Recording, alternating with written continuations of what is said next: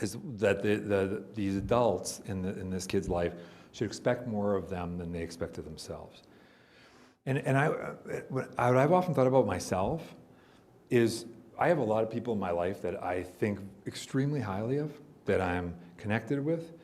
But when I apply that standard of people who ultimately expect more of me than I expect of myself, that number of people becomes significantly smaller, right? And I think that's the reality. So it's just an important designation, an important thing for us to remember.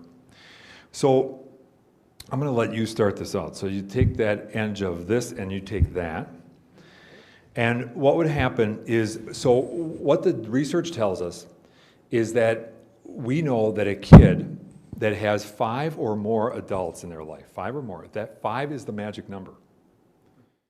That is the magic number, and this has been tested in very large data sets. This is the rule of 5.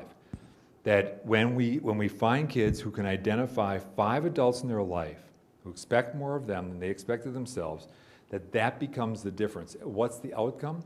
The outcomes are dramatic. The levels of the usage of experimentation with illicit drugs drops dramatically. I'll give you some of the numbers here in a bit. Academic